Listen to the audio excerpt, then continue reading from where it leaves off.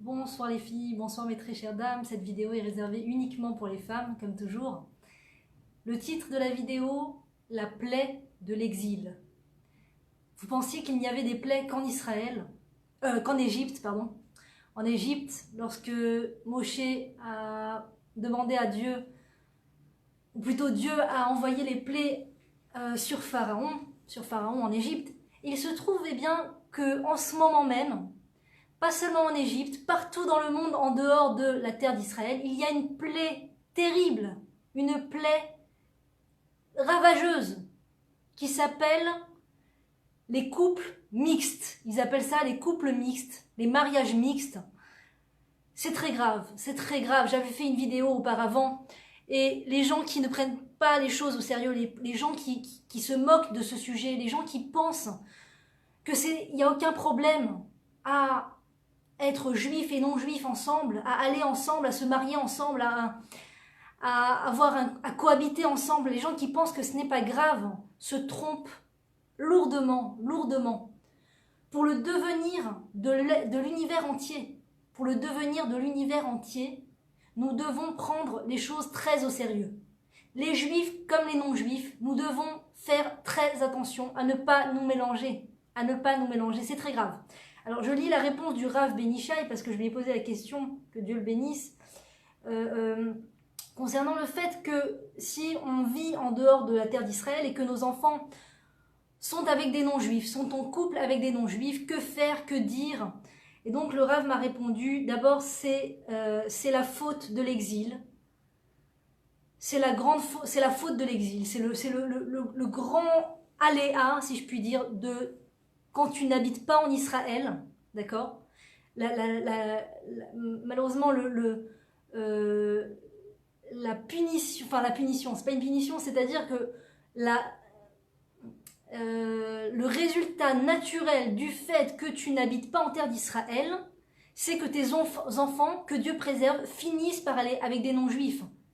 Et les gens ne sont pas conscients à quel point cette plaie frappe énormément de la population juive, malheureusement, en dehors de la terre d'Israël. C'est terrible. Et des gens religieux, des gens qui ont élevé leurs enfants dans la Torah, dans les mitzvot, dans des écoles juives. Il y a un chiffre effrayant, 80% de mélange mixte, comment dire, d'assimilation. 80%, c'est un chiffre effrayant. Comment on peut rester un instant, lorsqu'on a des enfants, lorsqu'on a la responsabilité d'avoir des enfants, comment peut-on rester un instant en dehors de la terre d'Israël? C'est une énigme, c'est une énigme. Car bien sûr, le phénomène n'est presque pas existant en Israël. Presque, je dis presque pas parce qu'il y a toujours une minorité, si tu veux. Si quelqu'un veut aller avec un non-juif en Israël, elle a encore le libre arbitre d'y aller. Mais disons que l'ambiance en Israël va tellement dans le sens du mariage juif avec un juif, une juive avec un juif, la question ne se pose pas, c'est vraiment des cas rares, des cas très rares, d'accord? Donc la terre d'Israël protège énormément de ce phénomène malheureusement de l'assimilation, énormément. Donc à Pitaron, la solution est de monter en Israël et d'encourager ses enfants à en faire ainsi. Avec l'aide de Dieu, un jour peut-être ils viendront.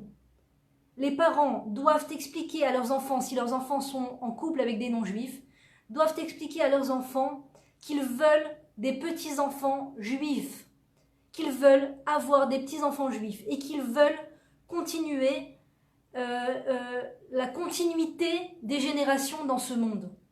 On veut que par nous, par notre famille à nous, d'accord, moi, mes enfants, mes petits-enfants, je veux faire continuer à faire passer le maillon juif, le maillon de la Torah, le maillon du peuple juif. Et c'est bien connu que quand une personne juive va avec une non-juive, finitos les juifs, finitos, c'est fini. Les petits-enfants, ce seront des non-juifs. Les petits-enfants, si une femme juive va avec un non-juif, les enfants sont juifs, parce que la judaïcité passe par la mère, mais cela est extrêmement problématique. C'est extrêmement problématique. Pourquoi passer par la complication? C'est extrêmement grave. Lorsqu'une personne juive va avec une personne non juive, femme ou homme, c'est comme si elle prenait le nom de Dieu, qu'elle l'écrasait dans la boue, qu'elle le traînait dans la boue, qu'elle mettait dans les excréments, qu'elle déchirait le nom de Dieu. C'est un affront extrêmement grave envers la présence divine, envers la Shrina. C'est un affront extrêmement grave. C'est très grave. Dieu a un projet dans ce monde, d'accord, de faire la Havdalah, de faire la différenciation entre les juifs et les non-juifs. D'amener son peuple sur sa terre, en terre d'Israël. D'ailleurs, on dit que Eretz Israël niknet be'isurim. Ça veut dire quoi? La terre d'Israël, c'est une phrase qui est écrite dans la Gemara, je crois. La terre d'Israël s'achète au travers de difficultés. Niknet be'isurim. Alors, des fois, on peut entendre cette explication qui est que quand tu vas arriver en Israël, tu vas avoir des complications, et ces complications sont ce qui vont te donner les mérites, quelque part, de pouvoir vivre en Israël. Et en vérité, un rave, un très grand rave dans le livre Alav Hashalom, dans le livre Em Abanim Smecha, nous dit que ce n'est pas ça l'explication. L'explication, c'est que la terre d'Israël s'achète au travers de complications, pas en Israël, en dehors de la terre d'Israël. Ça veut dire quoi? Que toutes les complications par lesquelles passe une personne juive en dehors de la terre d'Israël ne sont là uniquement que pour lui permettre d'accéder à la terre d'Israël, que pour lui donner des mérites pour accéder à la terre d'Israël, que pour l'éveiller, la réveiller, la secouer et la faire venir en terre d'Israël. Aujourd'hui, c'est tellement... Les gens se plaignent, c'est compréhensible, tout est compréhensible, c'est légitime. Les gens se plaignent, il faut prendre l'avion, il faut mettre de l'argent de côté, il faut trouver un appartement, il faut vendre l'appartement, il faut... Des questions de riches entre nous, des questions de riches, les problèmes de riches, comme on dit. Parce qu'à l'époque, il y a à peu près 50, 60 ans, c'était extrêmement difficile. Il n'était pas question de vendre l'appartement pour prendre un appartement. Il n'y avait pas d'appartement, c'est simple. Les Juifs en dehors de la terre d'Israël, pour la plupart, n'avaient pas d'appartement. En tout cas, pour les Juifs d'Éthiopie, par exemple, pour les Juifs de Russie, ils étaient à un niveau extrêmement bas au niveau financier. Donc il n'y avait pas la question qui se posait de vendre l'appartement, de qu'est-ce qu'on fait de l'appartement. D'abord on fait un voyage pour voir si Israël nous plaît ou pas. Non, aller en terre d'Israël pouvait leur coûter la vie. Ça leur coûtait la vie. Et combien de personnes juives ont quitté, ont fui leur pays en tentant de venir en terre d'Israël, et pour beaucoup sont partis, sont décédés. Aujourd'hui, il n'est pas question de prendre un risque de vie ou de mort. Quand tu montes dans l'avion pour venir en terre d'Israël, tu ne te mets pas en danger de mort. Au contraire, tu sauves ta vie. Tu sauves ta vie. C'est beaucoup plus facile aujourd'hui, c'est beaucoup plus facile. Et le pays d'Israël offre énormément de solutions, protège de l'assimilation, sauve de l'assimilation. Nous avons, nous les parents, une grande responsabilité en tant que juifs, une très grande responsabilité. On ne peut pas mettre nos futures générations en danger en les laissant en dehors de la terre d'Israël. Nous avons la responsabilité de parler, de dire, d'expliquer à son conjoint, à ses enfants, à quel point c'est important d'aller en terre d'Israël. J'ai l'histoire de ma grand-mère, que Dieu la bénisse, allez à Shalom. Pendant des années, il disait à Pessah ou à Rosh Hashanah, l'année prochaine à Jérusalem, l'année prochaine à Jérusalem. Il le disait avec tellement de ferveur qu'ils avaient les larmes aux yeux à chaque fois. Et les enfants qui étaient présents autour de la table étaient tellement persuadés qu'ils allaient monter en terre d'Israël, ma maman et ses frères et sœurs, tellement persuadés qu'ils allaient monter en terre d'Israël, qu'ils ont raconté qu'ils ne se sont pas trop investis au niveau scolaire parce qu'ils avaient l'impression que demain ils allaient monter en Israël. C'est pas grave les devoirs, demain ils seront en terre d'Israël. Donc ils ont vécu vraiment dans cette ambiance de demain on va en terre d'Israël. Et un jour, bien sûr les années passent et les choses ne se font pas. La facilité, enfin je ne juge pas que Dieu préserve, mais la routine, les choses font que mes grands-parents ne montent pas en terre d'Israël pour y habiter. Ils y viennent pour les vacances, ils y viennent pour les mariages des enfants, des petits-enfants, mais ils sont encore en France. Et un jour, ma grand-mère tombe très fortement malade, et c'était justement le mariage de sa petite fille, qu'elle considérait comme sa fille, qu'elle a élevée vraiment comme sa fille, et elle a dit « On ne peut pas rater ce mariage, on est obligé d'y aller, c'est très important. » Et donc elle explique ça au médecin, et le médecin lui dit « Madame Shelbia, je vous interdis de prendre l'avion. Vous êtes dans un état très problématique, je vous interdis de prendre l'avion. » Ma grand-mère, n'a pas écouté le médecin. Elle a été très courageuse. Elle a dit, je ne peux pas rater le mariage de ma petite fille. Elle est montée en terre d'Israël pour le mariage de sa petite fille alors qu'elle était très malade, avec mon grand-père. Ils sont montés en Israël, ils ont été au mariage, ils avaient pris quelques jours de vacances en Israël. Et à un moment, ma grand-mère dit à mon grand-père, Ishoua, dis-moi, où est mon billet d'avion? Il est là, Shelbia, il est dans l'armoire. Je te le donnerai quand on en aura besoin, le jour du voyage. Ishoua, je veux voir mon billet, donne-moi mon billet s'il te plaît. Il lui donne son billet, elle prend le billet et elle le déchire devant mon grand-père. Et attention, mon grand-père était un homme qui avait du caractère. Hein.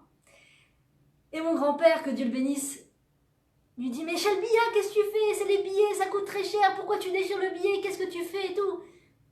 Il lui dit, Ishoua, je reste en Israël, je ne repars plus. Ma grand-mère n'était pas une femme à faire des problèmes.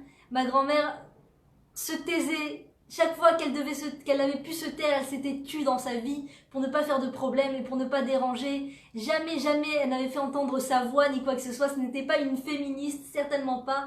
Et là, elle a senti que c'était le moment de s'imposer, de dire, de mettre les choses sur la table. Quand il y a des moments où c'est très important, des moments où il faut parler des choses importantes, il faut parler des choses importantes. Ma grand-mère a eu le courage de venir en Israël, et après elle, ses enfants, ses petits-enfants, et c'est extraordinaire. Et nous sommes de plus en plus nombreux en terre d'Israël à représenter ma famille, et donc c'est extraordinaire parce que quand on monte en Israël, c'est pas facile. Il y a des épreuves. Israël niknet beisurim. Eretz Israël s'achète avec des difficultés en dehors de la terre.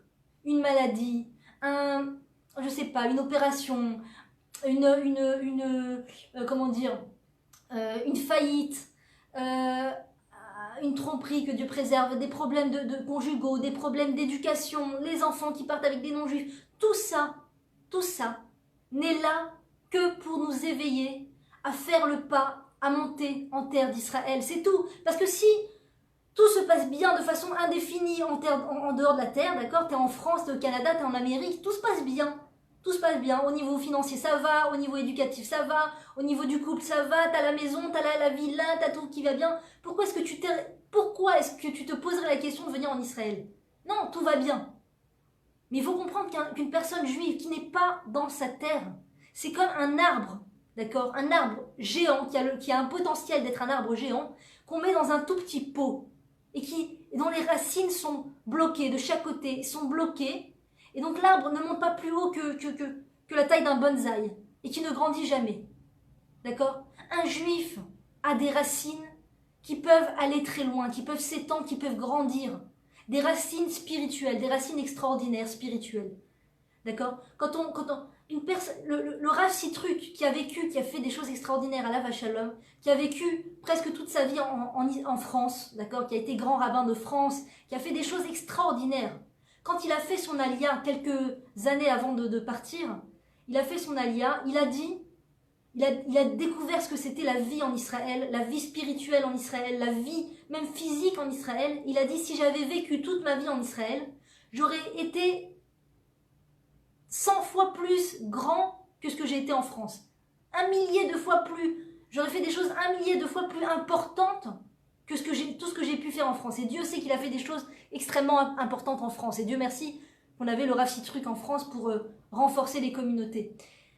Mais imaginez la parole d'un gadol, d'un grand, quelqu'un qui est grand, qui est extraordinaire, qui a la conscience d'Israël, d'accord, qui toute sa vie espère venir en Israël et qui une fois en Israël dit « Si seulement j'avais vécu toute ma vie en Israël, j'aurais fait des choses beaucoup plus importantes. » Une personne juive qui vient en Israël d'abord sauve ses enfants, sauve ses générations, Alors vous pouvez me dire, oui, mais moi, mes enfants, ils sont déjà avec des non-juifs, ils sont déjà dans le truc. Si je pars en Israël, c'est sans les enfants, c'est hors de question que je m'éloigne.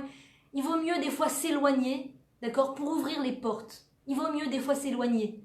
C'est vrai, c'est pas facile, c'est ma famille, ils veulent pas monter en Israël, et je vais quitter tout le monde, et je vais être seule. Il vaut mieux des fois être seul, et ouvrir les portes à sa famille, ouvrir les portes dans le futur à ses enfants, à ses petits-enfants, leur donner la possibilité de comprendre que leur place est en terre d'Israël, plutôt que de rester indéfiniment en France.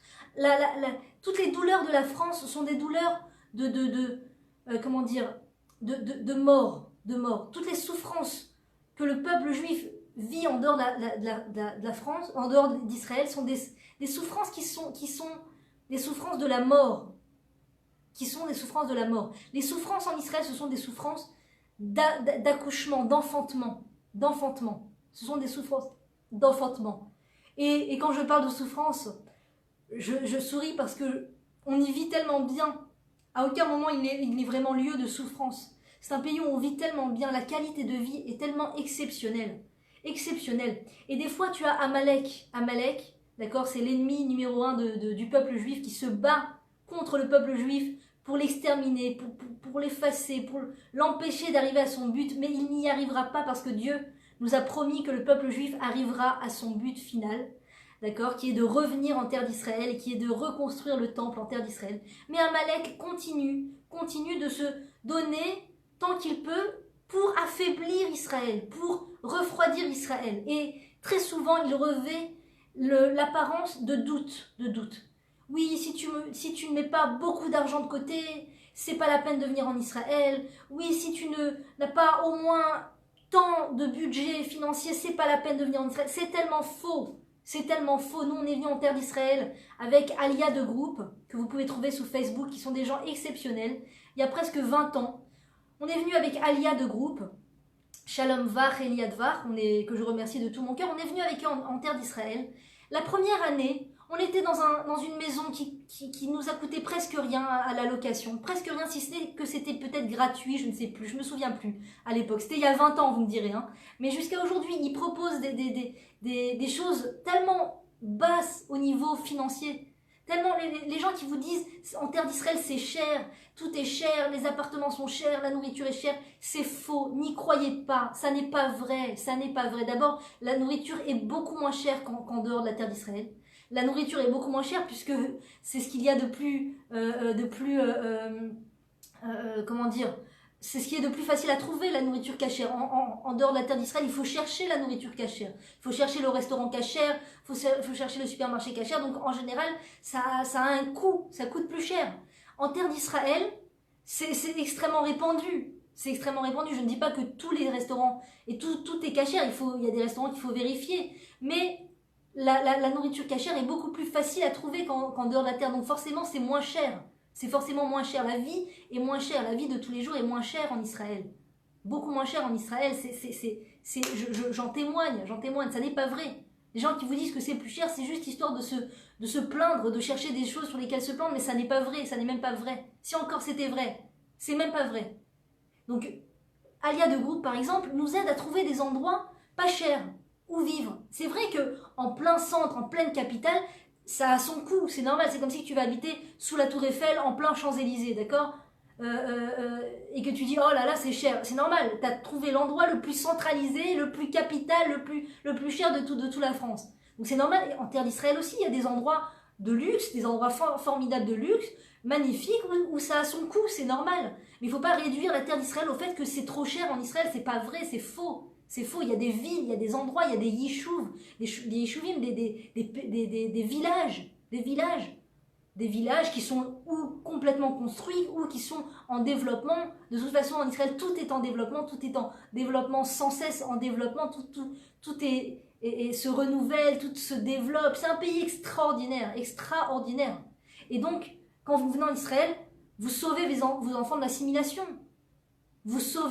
l'assimilation. Et Dieu prend en charge les gens. Je vous assure, quand une personne juive fait le pas de venir en terre d'Israël, c'est spirituel ce que je vous dis. Ça tient du département de la foi en Dieu, de la émouna en Dieu. On est un peuple de foi. On est un peuple qui croyons en Dieu, qui croyons en le fait que Dieu peut tout pour nous, peut tout faire pour nous. Étant donné que quand on vient en Israël, entre guillemets, des fois on quitte un certain confort, on quitte une certaine connaissance de la vie, on va vers l'inconnu et Dieu sait les risques que l'on prend. Et donc je vous assure que Dieu nous prend en charge. Il s'occupe de nous. Il donne des écoles pour les enfants, il nous aide à trouver des endroits pas trop chers, il nous aide. C'est extraordinaire. Ça ne veut pas dire que si on rencontre une moindre difficulté en Israël, on doit repartir en courant en France. Bien sûr qu'il faut s'attacher à Israël, il faut aimer le pays, il faut y venir pas seulement pour prendre, mais aussi pour donner, c'est-à-dire pour donner, pour permettre au peuple juif d'être plus fort, donc on est aussi là pour donner, donc c'est certain, on va avoir des challenges, des défis, c'est sûr, mais il faut se renforcer dans l'idée que c'est ici notre place et qu'on ne doit pas partir à la moindre difficulté. D'accord? Parce que même en dehors de la terre d'Israël, il y a ces difficultés. Il y a les difficultés en dehors de la terre d'Israël. Même en dehors de la terre d'Israël, donc c'est évident qu'en Israël, il y a aussi des challenges, des défis. Un jour, par exemple, j'étais à un Shabbat et j'ai lu un texte sur mon amour pour Eretz Israël, combien j'aime Eretz Israël, comment je suis partie très nostalgique, j'étais très nostalgique de la France quand je suis partie, et petit à petit, les années faisant, je me suis rendu compte que combien le pays est extraordinaire et combien ses habitants sont extraordinaires. Et j'ai lu ce texte en français, et à la fin du texte, il y a une femme qui est venue me voir très émue, et qui m'a dit, si vous saviez comme j'aime la terre d'Israël, si vous saviez les risques et les difficultés dans lesquelles on est rentré pour venir en Israël, et pour tenir, et pour rester ici. Alors je lui ai dit, ah bon madame, vous voulez me raconter? Elle m'a dit, oui, on est venu en Israël avec nos enfants. On n'avait rien, ni on avait on a vendu notre appartement en France. On est venu en Israël, on n'avait pas suffisamment pour acheter un appartement. On n'a pas trouvé un appartement. C'était tout de suite la rentrée des écoles, la rentrée des enfants. Et il fallait absolument les faire rentrer à l'école. Donc on a pris une chambre d'hôtel dans une auberge. On a pris une chambre d'hôtel et on a vécu dans une chambre d'hôtel pendant, me semble-t-il, 1 ou 2 ans, je crois. Pendant 2 ans. Ils étaient dans une chambre d'hôtel, elle, son mari et leurs enfants. Et les enfants pouvaient aller à l'école et rentrer dans la chambre d'hôtel en soirée, en journée. Et c'est comme ça qu'ils ont vécu pendant autant de mois. Après, par la suite, ils ont fini par trouver un appartement, par pouvoir louer un appartement ou acheter un appartement, je ne sais pas exactement. Mais en tout cas, ils ont été prêts à être dans cette chambre d'hôtel. Et cette chambre d'hôtel ne leur a pas fait peur. Ils ne se sont pas dit, ah attends, si on n'a pas la chambre de luxe, si on n'a pas la maison de luxe, si on n'a pas la villa au bord de la mer, si on n'a pas comme ma copine qui vient de s'offrir une super villa à Natania ou à Césarée ou je sais pas où, si on n'a pas ça, je rentre en France. Non. Ils ont, avec ce qui était leur propriété à ce moment-là, ils sont restés en terre d'Israël. Donc, il faut comprendre qu'il y a une très très grande valeur dans la terre d'Israël. On sauve ses enfants d'assimilation, on se permet de planter ses racines dans la terre elle-même, au lieu d'être dans un pot comme un petit bonsaï. On plante nos racines dans la terre pour grandir, pour évoluer spirituellement, matériellement. On offre à nos enfants. Il faut savoir que toutes les âmes qui viennent au monde en ce moment, d'accord, ces années-là, ce sont des âmes de délivrance finale, des âmes de la venue du Messie, c'est des âmes qui recherchent la liberté, la vraie liberté, la liberté spirituelle, la liberté, sortir du carcan de la société, que la société veut nous imposer, tout ce carcan de société consommatrice, de médias à outrance, tout ça, ces âmes qui viennent au monde sont des âmes qui recherchent la liberté, qui recherchent à se libérer de toutes ces fausses valeurs pour rechercher les vraies valeurs, pour rechercher Dieu, pour rechercher la vérité dans ce monde. Et donc, où qu'elle soit en Israël ou qu'elle soit en dehors de la terre d'Israël, ce sont ces mêmes âmes de qualité qui recherchent Dieu, qui recherchent la vérité. Et malheureusement, si on ne les amène pas en Israël, ces âmes souffrent fortement du manque de connexion, du manque d'adéquation entre ce qu'elles sont et ce que l'exil leur propose, ce que le milieu scolaire, ce que le système scolaire leur propose en dehors de la terre d'Israël, ce que les médias leur proposent en dehors de la terre d'Israël, tout ce qui représente la société non juive, tout ça n'est tellement pas fait pour ces âmes-là. Ces âmes, elles ont besoin de plusieurs choses. Elles ont besoin de la terre d'Israël, elles ont besoin de la Torah, elles ont besoin de vivre leur judaïsme de façon libre, ouverte, sans avoir peur, sans devoir se cacher, sans devoir ressembler à des non-juifs. Dernièrement, quelqu'un est parti en France et elle est revenue en Israël et elle nous a dit, on lui a dit alors comment va la famille, comment ça va, ça va, ils sont pas en danger, tout ça. Elle nous a dit non, tant qu'ils ressemblent à des non-juifs, tout va bien pour eux, entre guillemets.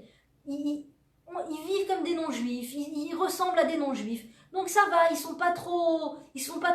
Mais est-ce que c'est une vie pour un juif de vivre comme un non-juif? Combien on va devoir se cacher, se cacher? Combien on va vivre anonymement? Combien? C'est une souffrance pour l'âme. L'âme crie. L'âme a besoin de la terre d'Israël. L'âme de nos enfants ont besoin de la terre d'Israël. Alors des fois les enfants sont pas forcément, ils comprennent pas sur le moment qu'est-ce que c'est, ils veulent pas, ils ont leurs copains, tout ça. Alors comment on fait pour les amener en terre d'Israël, les pauvres et tout? On leur rend le plus grand service. Moi je connais une famille qui est venue ici. La grande, elle était très contente de venir. La petite, elle était moyennement contente. Et la plus petite, elle n'était pas du tout contente. À l'époque. Plusieurs années après, tous les ans, quand ils fêtent leur venue en terre d'Israël, à chaque fois, tous les enfants embrassent la main de leurs parents en les remerciant. Merci de nous avoir fait monter. Que ce soit celle qui était contente de monter en Israël, que ce soit celle qui n'y était pas très contente, que ce soit celle qui n'était pas du tout contente. Ils embrassent les mains de leurs parents et ils leur disent merci, merci de nous avoir rendu ce service, de nous avoir sortis d'exil, pour nous avoir fait venir en terre d'Israël. Si on était resté en terre d'exil comme nos amis avec qui on garde des contacts de loin, on voit, ils se sont mariés avec des non-juifs, ils sont avec des non-juifs, c'est même pas, ça s'appelle pas un mariage aux yeux de la Torah, ça s'appelle une cohabitation et c'est extrêmement grave. C'est extrêmement grave quand une personne juive cohabite avec une non-juive. Extrêmement grave. Donc ces personnes qui sont en terre d'Israël disent, voilà, nos amis juifs sont avec des non-juifs en France, ils ont des enfants qui sont même pas juifs, ils ont des enfants qui sont même pas éduqués de façon juive, et même quand ils sont éduqués de façon juive, c'est pas vraiment ce que nous, on arrive à avoir en terre d'Israël au niveau de la qualité de l'éducation, au niveau de la qualité des écoles, au niveau de la qualité de vie, de vivre. Mais vous savez ce que c'est de pouvoir vivre comme un juif sans avoir peur de se faire attaquer, sans avoir peur, d'accord, bon, c'est connu, je n'invente rien. En terre d'Israël, il y a les juifs et puis il y a les non-juifs, il y a les Palestiniens, les Arabes. Eh bien, je vous assure que même les Arabes de la terre d'Israël, c'est même pas les mêmes Arabes qu'en dehors de la terre d'Israël. En dehors de la terre d'Israël, je vois des témoignages, je lis des femmes qui parlent, qui racontent qu'elles ont même peur d'aller au mikvé. Qu'elles ont peur d'aller au mikvé parce qu'elles se sont faites attaquer par des non-juifs. Elles se sont faites attaquer par des clochards, elles se sont faites attaquer par des Arabes, comme ça, elles expliquent. Je ne dis pas que les Arabes sont mauvais. Il y a des Arabes qui sont très gentils, des Arabes extraordinaires. D'ailleurs, il y a même des Arabes qui sont médecins dans nos hôpitaux et qui soignent des Juifs. Il y a aussi des Juifs qui soignent des Arabes, il y a de tout. Donc je ne suis pas du tout contre les Arabes, c'est pas du tout le thème. Mais je dis que les Arabes d'Israël ne sont même pas les mêmes Arabes de France. Ils ne nous attaquent pas, ils ne nous embêtent pas, ils ne nous regardent pas mal. On n'a pas peur de passer devant eux, on n'est pas là en train de se cacher, en train de rentrer sa Magen David. On affirme haut et fort qu'on est juif et on n'a pas honte. Et c'est même eux qui nous le rappellent. C'est même ces Arabes d'Israël qui nous le rappellent. Ils nous disent Baruch Hashem, ils parlent en hébreu. Moi, ça me rend folle. Je me dis comment c'est possible qu'il y a des Arabes en Israël qui parlent l'hébreu, qui disent Baruch Hashem, merci Dieu, Baruch Hashem, et il y a des Juifs en dehors de la terre d'Israël qui ne parlent pas l'hébreu, qui ne savent même pas prononcer le mot Baruch Hashem, qui ne savent même pas qui est Dieu des fois. Comment c'est possible? Comment c'est possible une chose pareille? Donc je ne sais pas. Ce sont les secrets de Dieu. On le saura très bientôt, très certainement. Mais en tout cas, c'est fou parce que tu te dis, waouh, les Arabes qui sont, c'est-à-dire, encore une fois, je n'ai rien contre les Arabes, mais les non-juifs que l'on fréquente, et j'ai vécu en dehors de la terre d'Israël, j'ai vécu, donc je témoigne. Tu as peur, tu rentres dans le métro, tu rentres la Magen David. Tu dis pas, ne dis surtout pas à haute voix que tu es juif. Moi, je me souviens, j'étais en école non juive. Dès que je suis arrivée, je n'avais même pas le Magen David.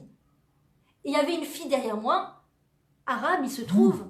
Encore une fois, j'avais des amis arabes avec qui je m'entendais très bien. Mais en tout cas, cet arabe a dit, je n'aime pas Livia, je la déteste.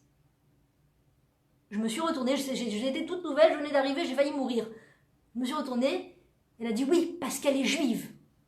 Donc c'est une ambiance. N'allez pas nous dire que ça n'existe pas, n'allez pas nous dire que non, ça va. On s'y habitue, c'est vrai. Des fois, on s'y habitue. On s'y habitue, c'est comme ça, c'est comme ça. Tu peux pas affirmer, c'est une vie, c'est un pays de mixité, c'est un pays laïque, c'est un pays où tu ne dois pas montrer tes signes religieux, c'est comme ça. Mais c'est de la schizophrénie. C'est de la schizophrénie d'être juif et de vivre comme un non-juif, comme s'il n'y avait pas de Dieu, comme s'il n'y avait pas de créateur. Le juif a comme rôle dans le monde, et c'est écrit dans la Torah, de devenir un phare pour les nations, devenir une lumière pour les nations. En quoi? En disant au monde, en affirmant au monde, en informant le monde qu'il y a un créateur, qu'il y a un patron dans ce monde. Il y a un créateur et c'est le Dieu d'Israël. C'est Dieu. Alors quand tu caches ta Magan David et que tu vis comme un non-juif, tu es loin d'affirmer haut et fort qu'il y a un créateur dans ce monde, que c'est le Dieu le Dieu d'Israël. Tu es tellement occupé à courir entre l'école et la maison pour pas te faire attaquer, tu es tellement occupé à te cacher que tu n'as pas l'esprit à parler de Dieu, tu n'as même pas l'esprit à parler de Dieu, c'est ce qui est écrit dans la Torah. La plaie, la malédiction de l'exil, c'est d'avoir peur pour sa vie. Et nos sages nous disent, quand tu es en Israël, ta'amin bechayecha, crois en ta vie. Quand tu viens en terre d'Israël, tu dois croire en ta vie. Pourquoi ? Parce que tout te permet de croire en toi, tout est là pour te permettre la sérénité, l'ambiance, l'atmosphère d'Israël sont là pour t'aider à commencer à souffler, à ne pas avoir peur de se faire attaquer. Et tout ce qu'on raconte aux informations, n'y croyez pas, c'est faux, c'est faux, c'est faux. On parle que de la minorité, de l'extrême minorité de choses qui se passent en Israël. La grande majorité de juifs qui vivent en Israël dorment le soir, se lèvent la nuit, vont travailler comme des juifs, vivent comme des juifs, ne s'inquiètent pas, ne sont pas là en train de se retourner toutes les 2 secondes, sauf s'ils sont très exposés aux médias non juifs, ou aux médias influencés par les médias non juifs, qui donnent une image de peur et d'incessante terreur. À ce moment-là, quand tu es influencé par ça, tu peux même vivre en Israël et avoir peur pour ta vie. Donc c'est un peu comme si tu as l'exil à l'intérieur, tu vis en terre d'Israël, mais avec l'exil à l'intérieur. Mais quand tu arrêtes de te focaliser sur ces faux médias et tu commences à t'ouvrir au cours de Torah, tu commences à te brancher au cours de Torah, la vie est tellement sereine, la vie en terre d'Israël est tellement sereine qu'elle permet de vivre, d'affirmer, de ne pas avoir honte. Ici, on n'a pas honte de dire le nombre d'enfants qu'on a. On n'a pas honte. Au contraire, plus tu as d'enfants, et plus on te regarde, ouah, khamcha, ouah, c'est génial, combien d'enfants t'as, c'est super, ouah, extraordinaire. En France, tu dois cacher ton ventre tellement c'est honteux. Ah, j'ai vu que vous avez acheté une camionnette. Hein, alors vous avez ramené un 3e petit enfant, là. Alors la famille s'agrandit, c'est famille nombreuse. Eh ben, c'est que ces familles nombreuses, ceux-là, ils sont bien bruyants, dis donc. Combien de bruit, combien d'enfants, combien... Hein, ça vous suffit pas un enfant? Ça vous suffit pas 2 enfants? Faut toujours que vous ayez avoir beaucoup d'enfants, toujours très extrémistes. D'accord? T'as un 4e enfant, t'as honte ici? Et quelle honte! Ici, les infirmières, elles te disent Mazal Tov, Mabrouk, pour ton... T'as des gens, elles ont des femmes, elles ont... Une fois, quelqu'un a vu mes enfants, il m'a dit... je vois que t'as des enfants, enfin, tu comptes pas t'arrêter, quelqu'un en dehors de la terre, qui vit en dehors de la terre d'Israël, qui est venu pour les vacances. Tu comptes pas t'arrêter, enfin, tu comptes en avoir d'autres? Alors, sur le moment, j'avais pas de réponse, d'accord. C'était une époque où je faisais pas encore les vidéos. J'avais pas encore... Je suis restée un peu bouche bée, je me suis dit, comment est-ce possible de prononcer de telles paroles?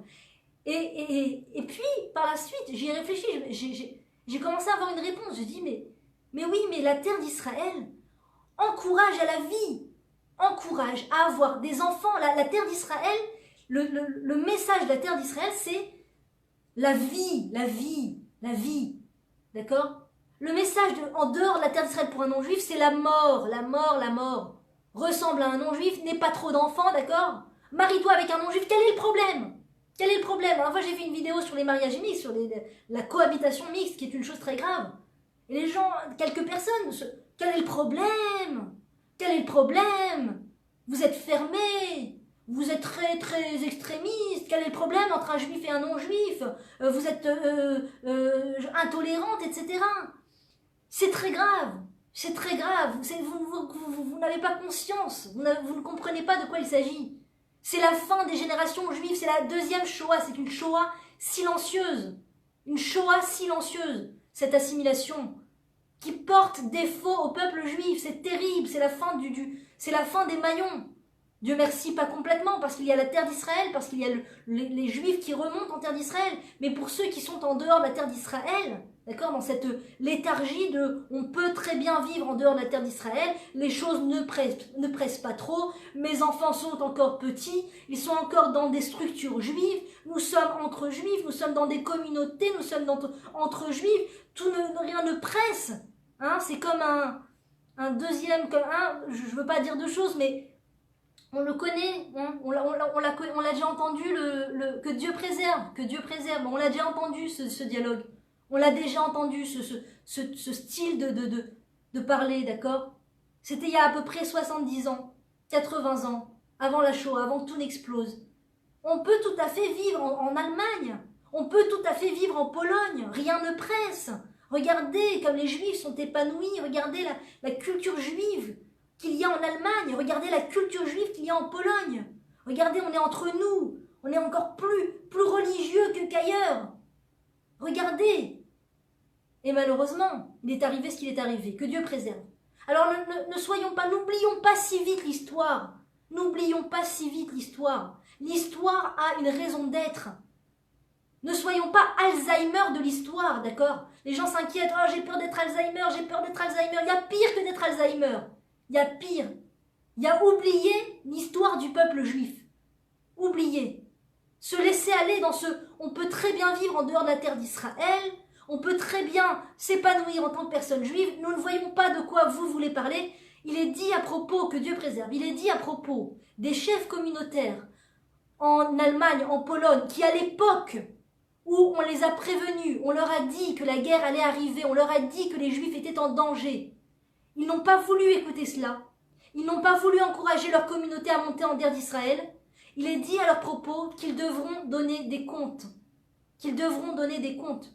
Sur tous ces Juifs qui pouvaient partir en terre d'Israël et qu'ils n'ont pas alerté, qu'ils n'ont pas alarmé pour pouvoir garder une communauté, pour pouvoir continuer d'être chefs de communauté. Ils n'ont pas voulu les alarmer.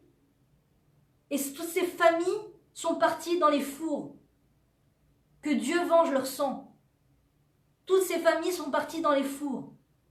C'est pas pour rien qu'il y a Yad Vashem, c'est pas pour rien qu'il y a des voyages en Pologne et en Allemagne, c'est pas pour rien, c'est pour nous rappeler que ce n'est pas si loin, que c'est arrivé, ce n'est pas si loin. Alors aujourd'hui, on a un État d'Israël, oui c'est vrai, on peut partir à n'importe quel moment. Qui vous dit que l'on peut partir à n'importe quel moment? Je connais des personnes qui pouvaient venir en terre d'Israël, qui sont venus en terre d'Israël, qui étaient censés rester en terre d'Israël, mais ils ont préféré faire des allers-retours, ils ont préféré repartir parce qu'ils avaient encore des choses là-bas. Et aujourd'hui, ils sont interdits de monter en Israël, ils ont reçu une interdiction, ils se sont fait arrêter pour des choses dont ils n'étaient même pas coupables, et on ne leur permet pas de remonter en terre d'Israël.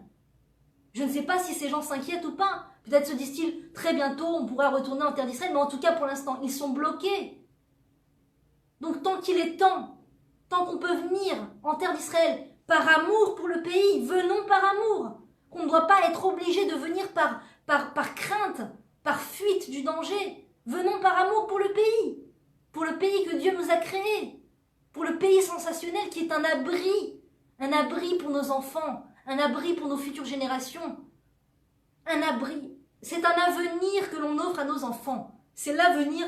Si vous vous inquiétez un instant de l'avenir de vos enfants, pas seulement au niveau matérialiste, d'accord, quelles études?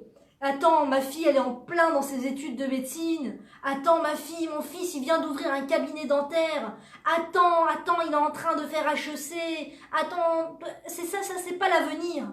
C'est pas l'avenir, ça. C'est encore une fois vivre comme des non-juifs. Vivre comme des non-juifs. Il y a toutes les universités en Israël. Il y a tout. Ça y est, il manque plus rien. Il manque plus rien, je vous assure. Je vous assure, il y a quelqu'un qui m'a raconté il n'y a pas longtemps qu'elle a dû voyager en France pour rendre visite et partout où sa famille voulait l'amener, on t'amène là-bas, dans ce magasin, dans ce truc. Non, merci, il y a pareil en Israël, il y a la même chose en Israël. Non, merci, il y a ce magasin en Israël. On t'amène chez H&M. Non, il y a H&M en Israël, merci. Tu vas acheter des pépitos, des machins, non, je sais pas si c'est... Non, les pépitos, c'est pas cachère, mais des Pim's ou je sais pas quoi. Non, merci, il y a des épiceries françaises à tous les coins de rue en terre d'Israël. J'ai entendu une personne qui n'a pas voulu faire son alia parce qu'elle a entendu qu'il n'y avait pas de Pim's framboise en terre d'Israël. Ce qui n'est même pas vrai. D'abord, c'est fou d'en arriver à dire une telle bêtise. D'accord? Même s'il n'y avait rien, moi aujourd'hui, j'affirme, Blinéder, j'affirme, que même s'il n'y avait pas plus que de la farine, des œufs et de l'eau, même s'il n'y avait pas plus que ça, je resterais quand même en terre d'Israël. Même si je devais habiter dans une tente, je resterais en terre d'Israël, tellement c'est exceptionnel. Tellement la qualité de vie pour un juif est extraordinaire. Mais il se trouve qu'il y a tout, il y a tout. Il y a toutes les universités, toutes les sortes d'écoles, toutes les sortes d'études, tous les supermarchés, toutes les franchises, tout, ça y est, il y a tout en Israël. Même The Couple, ils ont ouvert en Israël, à Tel Aviv. Donc il manque rien, il manque rien, il manque rien. Il manque rien. Mais par pitié, ne venez pas que pour ça. Ne venez pas que pour ça. Vous pouvez venir pour ça aussi, mais pas que pour ça. Parce qu'on est aussi le peuple de Dieu. Parce que c'est la terre de Dieu. Parce que c'est la terre de nos ancêtres. Abraham, Yitzhak, Yaakov, Sarah, Rivka, Rachel et Léa ont marché sur les sentiers sur lesquels nos enfants marchent. On marchait sur ces sentiers. Moshe Rabbeinu a prié Dieu de pouvoir entrer en Israël, le berger du peuple juif. Et il n'a pas pu mettre un pied en terre d'Israël. Et nous avons la chance de venir en terre d'Israël en avion. En avion, on n'est même pas obligé de prendre le bateau. Il y a tellement d'histoires. Des fois, on achète des bandes dessinées à nos enfants. C'est des histoires de comment ils ont fait l'Aliyah il y a 80, il y a 100 ans. Rabbi Nachman de Breslev est venu à la Bachalom en terre d'Israël. Il a dû venir en bateau, il a dû se cacher, il a dû s'arrêter dans un pays où il y avait beaucoup d'ennemis et se cacher et repartir dans un autre bateau pour monter en Israël. Et des fois, ils se sont fait renvoyer de la terre d'Israël. Et combien d'histoires! Ne soyons pas Alzheimer de l'histoire du peuple juif. C'est un moment de facilité extraordinaire pour venir en terre d'Israël. Arrêtez de calculer l'argent, arrêtez de mettre l'argent de côté. Ça y est, c'est pas l'argent qu'on met de côté qui nous permet de faire l'Aliyah. C'est pas l'argent qu'on met de côté, je vous assure. On peut toujours se débrouiller, on peut toujours se débrouiller. Il y a de tout. Avec aujourd'hui, je sais pas, je dis ça comme ça, mais par exemple, Homely Days ou je sais pas quoi, Airbnb, tout ça. Vous pouvez toujours vous débrouiller, trouver quelque chose de pas cher pour venir sauver vos enfants, sauver votre génération, leur permettre un avenir, un vrai avenir digne de ce nom. Pas comme des non-juifs, pas d'assimilation. Un avenir en rapport avec ce qu'ils sont à l'intérieur, avec leur âme. Avec leur âme. Les âmes de délivrance qui recherchent la liberté du joug divin. De servir Dieu plutôt, d'être libre pour pouvoir servir Dieu. C'est la nature des âmes qu'on amène dans ce monde, dans cette génération-là. Ils ont besoin de la terre d'Israël pour se nourrir, pour grandir, pour vivre. Donc même si vos enfants vous disent « Non, ma petite copine, elle est non-juive et je veux pas venir en terre d'Israël », n'ayez pas peur de sevrer vos enfants, de décrocher vos enfants de toute leur attache en dehors de la terre d'Israël. Décrochez-les avant qu'il ne soit trop tard, avant qu'ils ne soient eux-mêmes décrochés. Décrochez-les de tout ce qui ne les concerne pas, les liens non-juifs, la vie non-juive. Amenez-les en terre d'Israël, venez en terre d'Israël. Il n'y a que du bon, c'est que du bon. Only good. Be'eretz Israël, c'est extraordinaire. Voilà mesdames, donc nous avons, comme le dit le Rav Ben Ishai pour conclure, nous avons la responsabilité de sauver nos générations. Parlez à vos enfants, dites-leur que vous voulez avoir des enfants juifs, des petits-enfants juifs, et que c'est entre leurs mains. C'est très important, très très important. À très bientôt mesdames, partagez un maximum et on se retrouve très bientôt.